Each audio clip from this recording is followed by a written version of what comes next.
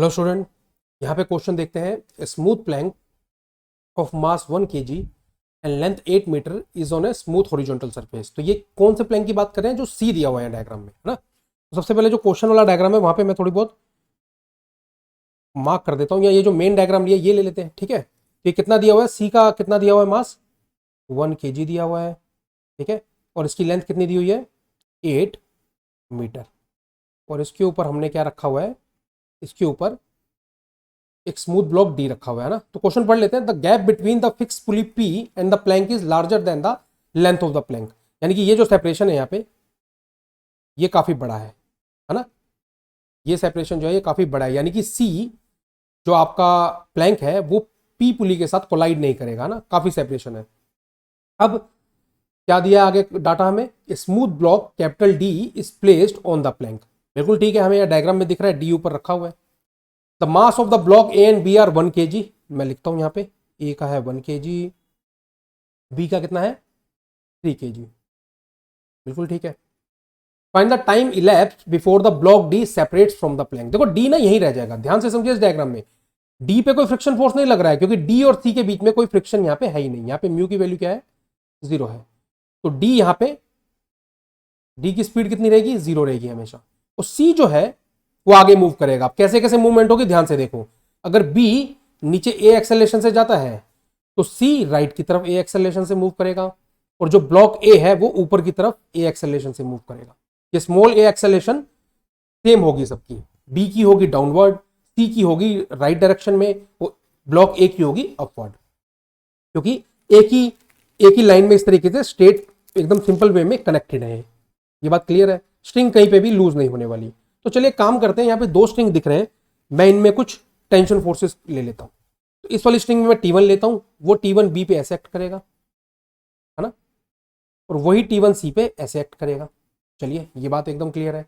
ये जो लेफ्ट वाली स्ट्रिंग है सी और ए के बीच में, इसमें भी टेंशन T2 ले लेता हूं, तो वो T2 टेंशन ऐसे एक्ट करेगी, वो ए ब्लॉक पे वही T2 टेंशन अपवर्ड एक्ट करेगी, क्योंकि टेंशन क्या होता है? हमेशा पुलिंग फोर्स होता है ना, इट पुल्स। तो ये बात क्लियर है यहाँ पे। अगर मैं यहाँ पे अब इक्वेशन लिखूं, अगर मैं ब्लॉक बी के लिए इक्वेशन लिखता हूं, तो बी पे देखो, ध्यान से देखो, बी पे नीचे की तरफ कितना फोर्स लग रहा होगा? इसका mass into acceleration due to gravity g. तो बी के ऊपर जो नेट फोर्स डाउनवर्ड लग रहा है वो क्या, कितना लग रहा है हमारा? वो लग रहा है 3g minus T1, and that is equal to, ये नेट फोर्स किसके बराबर होगा? बी का मास इंटू बी की एक्सेलरेशन। ये हमारी फर्स्ट इक्वेशन मिलती है। अब हम बात करते हैं सी की, जो हमारा प्लैंक है। सी के ऊपर राइट की तरफ T1 फोर्स लग रहा है और लेफ्ट की तरफ T2 लग रहा है, बट सी का हम ऑलरेडी मेंशन कर चुके हैं, एनालाइज कर चुके हैं कि सी राइट की तरफ ए एक्सेलरेशन से जा रहा होगा। तो सी की इक्वेशन का लिखूंगा मैं T1 minus T2, that is equal to c का मास 1 kg इंटू एक्सेलरेशन। ये आ जाएगी हमारी सेकेंड इक्वेशन। अब बात करते हैं ब्लॉक ए की। इसकी बात कर रहे हैं ब्लॉक ए की। अगर मैं ए की बात करता हूं तो ध्यान से देखो, ए का डायग्राम देखो आप। T2 फोर्स ऊपर की तरफ लग रहा है, ए पे नीचे की तरफ इसका मास, ए का mass 1 kg into small g, that is acceleration due to gravity लग रही होगी। बट इसका मूवमेंट जो है, जो नेट एक्सेलरेशन है, ये ऊपर की तरफ है। तो मैं इसकी लिख सकता हूं equation T2 minus 1 into g equal to, a का कितना मास है? 1, ठीक है, ए का मास कितना है? 1 इंटू एक्सेलरेशन। ये होगी थर्ड इक्वेशन। अगर मैं तीनों इक्वेशंस को ऐड कर दूं, ध्यान से देखिएगा, अगर मैं तीनों इक्वेशंस को ऐड कर दूं, यानी तीनों के LHS एक तरफ आ जाए और तीनों के RHS राइट साइड में आ जाए इस तरीके से, तो ये सब कुछ कैंसिल आउट हो जाएगा, है ना। तो ये आ जाएगा 3g minus 1g equal to, ये सब ऐड हो जाएंगे, 3a plus 1a plus 1a, ये सब ऐड हो जाएंगे। तो ए का आंसर कितना आएगा? 2g divided by 3a plus 1a plus 5a, ऐसे लिख सकते हैं। ए कितना आ जाएगा? 2g, जी की वैल्यू मैं 10 लेता हूँ, 2 इंटू 10 डिवाइडेड बाय 5, 5 4 जा, यानी कि 4 मीटर पर सेकेंड स्क्वायर आ जाएगा। ये एक्सेलरेशन आ गई है। ये वो एक्सेलरेशन है जिससे बी नीचे जा रहा है, ब्लॉक ए ऊपर मूव कर रहा है, और प्लैंक सी राइट की तरफ मूव कर रहा है। अब ध्यान से समझिए, अब क्या होता है इसको बहुत ध्यान से समझना है। क्वेश्चन में डायग्राम में थोड़ा सा कंफ्यूजन हो सकता है, फिर भी कोई बात नहीं। मैं मानता हूं कि सी ऐसे रखा हुआ है और डी ब्लॉक जो है वो यहां पे कहीं पे रखा है। और ये डिस्टेंस कितना हो गया आपका 8 मीटर। अब हम चाहते हैं, और सी किस तरफ मूव कर रहा है, इस तरफ, डी यहीं पे फिक्स, यहीं पे रहेगा, डी का जो भी कोऑर्डिनेट है, ये जो लोकेशन है, डी की ये जो लोकेशन है ये फिक्स्ड रहेगी, ये बात भी हमें क्लियर है। और सी इस तरफ मूव कर रहा है कितनी एक्सेलरेशन से, 4 मीटर पर सेकंड स्क्वायर से। तो थोड़ी देर बाद क्या होगा, थोड़ी देर बाद का डायग्राम बनाऊं, देखो इसके नीचे बनाता हूं यह डायग्राम। थोड़ी देर बाद क्या होगा, डी यहाँ पे आ चुका होगा, डी तो वहीं पे वहीं है, और सी बहुत आगे मूव कर चुका होगा। तो अब ध्यान से देखिए यहाँ पे कि सी ने कितना मूव कर लिया, ये इनिशियल है डायग्राम और ये फाइनल डायग्राम है after particular time T. After time T कुछ ऐसा हो रहा है, ठीक। तो सी ने कितना आगे मूव किया है, ध्यान से देखिए, सी का कोई पॉइंट कंसीडर करते हैं यहाँ पे हम। सी की मान लो मैंने स्टार्टिंग पॉइंट ये कंसीडर किया, इसका नेमिंग कुछ ले लेता हूँ एम।